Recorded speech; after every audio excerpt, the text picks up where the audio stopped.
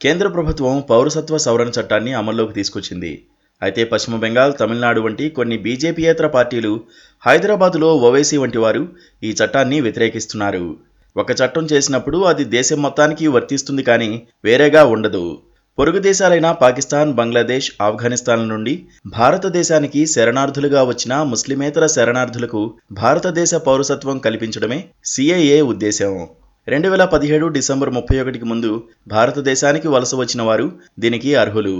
ముందు ఇది 11 సంవత్సరాలుగా ఉండేది, కానీ ఇప్పుడు 5 సంవత్సరాలకు కుదించారు.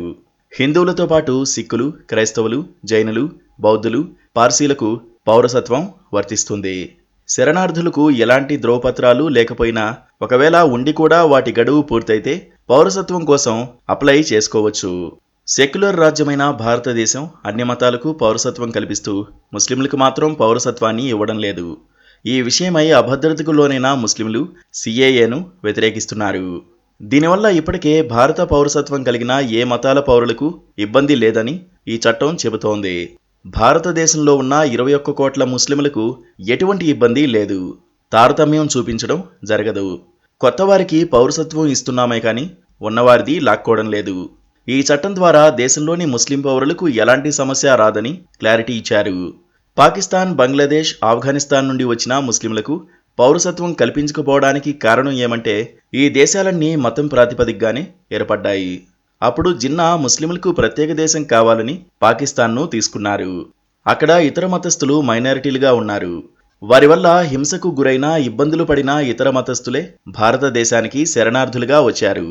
ఆఫ్ఘనిస్తాన్ అయితే ఏకంగా వేరే మతస్థులు ఎవరు తమ దేశంలో ఉండకూడదని తరిమేశారు. అందుకే ఆ 3 దేశాల నుంచి వచ్చిన ముస్లింలకు భారత పౌరసత్వం ఇవ్వడం లేదని తేల్చి చెప్పారు. అయితే మన దేశానికి వచ్చిన ముస్లింలలో మయన్మార్ నుండి రోహింగ్యాలు, అహ్మదీయులు అనే మరికొంతమంది ముస్లిం శరణార్థులు ఉన్నారు. వీరిని పాకిస్తాన్, ఆఫ్ఘనిస్తాన్, బంగ్లాదేశ్ ఏ దేశం కూడా తమ దేశంలో ఉండనేలేదు, తరిమేశారు. కానీ భారతదేశం మాత్రం ఆశ్రయం ఇచ్చింది. వీరు శరణార్థులుగా ఉన్నారు. వీరికి పౌరసత్వం ఇవ్వాలని కోరుకోవడంలో అర్థం లేదని కొందరు అంటున్నారు.